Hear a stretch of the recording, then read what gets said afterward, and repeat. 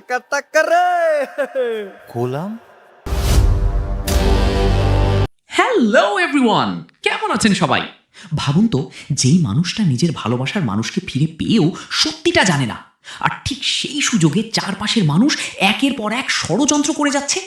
অন্যদিকে অর্থমন্ত্রীর বিরুদ্ধে যুদ্ধ ঘোষণা করে ফেলেছে শেহজাদ। কিন্তু এবার শেহজাদের সামনে আসতে যাচ্ছে এমন এক সত্য যা জানার পর তার পুরো পৃথিবীটাই বদলে যেতে পারে। তাহলে কি এবার ফাতেমার লুকানো গোপন রহস্য ফাঁস হবে? রশাদের ব্ল্যাকমেল কি সফল হবে? আর মন্ত্রী জুনায়েদ চৌধুরী কি সত্যি শেহজাদের হাতে বড় ধাক্কা খেতে চলেছেন? চলুন সম্ভাব্য আগামী পর্বের গল্প নিয়ে বিস্তারিত আলোচনা শুরু করি। প্রথমেই দেখা যেতে পারে রশাদ খুব আত্মবিশ্বাস নিয়ে 50 লাখ টাকা নেওয়ার জন্য নির্ধারিত জায়গায় পৌঁছে যাবে। তার ধারণা ফাতেমা নিজের সংসার বাঁচানোর জন্য যে কোনো মূল্যে টাকা দিয়ে দেবে। কিন্তু ঠিক সেই মুহূর্তে গল্পে বড় একটি টুইস্ট আসতে পারে।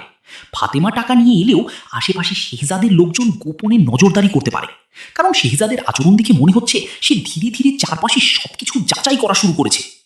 অন্যদিকে শেহজাদ মন্ত্রীর ব্যাংকে যে পরিচয় গোপন করে গিয়েছিল সেটার উদ্দেশ্য ছিল পুরো নিরাপত্তা ব্যবস্থা বোঝা। তাই খুব সম্ভবত আগামী পর্বে সে নিজের বিশ্বস্ত টিম নিয়ে ব্যাংক লুটের পরিকল্পনার শেষ ধাপ শুরু করবে। তবে এটি নিজের জন্য নয়, বরং যেসব অসহায় মানুষ ব্যাংকের প্রতারণায় সর্বস্ব হারিয়েছে তাদের ন্যায্য অধিকার ফিরিয়ে দেওয়ার জন্যই সে এই ঝুঁকি নিতে পারে। এদিকে জুনায়েদ চৌধুরী নিশ্চুপ বসে থাকার মানুষ নয়। জনসম্মুখে অপমানিত হওয়ার পর তিনি নিজের ক্ষমতা ব্যবহার করে শেহজাদের বিরুদ্ধে নতুন ষড়যন্ত্র শুরু করতে পারেন। পুলিশ, প্রশাসন কিংবা দাউদ খানের লোক সবাইকে একসঙ্গে কাজে লাগিয়ে তিনি শেহজাদকে ফাঁসানোর চেষ্টা করবেন। ফলে সামনে আরও বড় সংঘর্ষের ইঙ্গিত মিলতে পারে। এরপর গল্পের সবচেয়ে আবেগঘন অংশ হতে পারে ফাতেমাকে ঘিরে। ফাতেমা একদিকে রশাদের ব্ল্যাকমেইলের শিকার, অন্যদিকে শেহজাদের কাছে সত্য লুকিয়ে রাখার কষ্টে ভেঙে পড়ছে।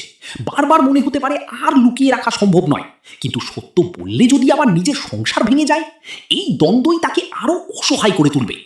এদিকে ঋতুও সহজে হাল ছাড়বে না। যদিও শেহজাদ তাকে স্পষ্ট জানিয়ে দিয়েছে অতীত ভুলে যেতে, তারপরও তার বিশ্বাস একদিন না একদিন শেহজাদের হারিয়ে যাওয়া স্মৃতিগুলো ফিরে আসবেই। তাই হয়তো সে আবারও এমন কোনো প্রমাণ সামনে আনবে যা শেহজাদের মনে সেই 6 মাসের স্মৃতির কিছু অংশ ফিরিয়ে দিতে পারে। সবচেয়ে বড় টুইস্ট হতে পারে রশাদ যখন 50 লাখ টাকা হাতে পাবে তখন লোভে পড়ে আরও বড় দাবি করে বসবে।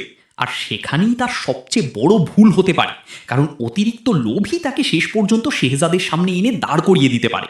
তখন শুধু ব্ল্যাকমেইল নয়, তার সব ষড়যন্ত্র একে একে প্রকাশ হয়ে যাওয়ার সম্ভাবনা রয়েছে। অন্যদিকে শেহজাদ হয়তো বুঝতে শুরু করবে তার হারিয়ে যাওয়া 6 মাসের জীবনে এমন কিছু ঘটেছে যা সবাই জানে, কিন্তু সে নিজে জানে না। সেই সত্য খুঁজে বের করার জন্য সে নিজের তদন্তও শুরু করতে পারে। আর যদি সে কাজী অফিস, ট্যাটু শিল্পী কিংবা মির্জাবাড়ির লোকজনের কাছে আবার যায়, তাহলে গল্পের মোড় সম্পূর্ণ বদলে যেতে পারে। এদিকে পর্বের শেষ দিকে গুলামকে দেখানো হয়েছিল যে গুলাম রেল স্টেশনে কারো পকেট মারছে।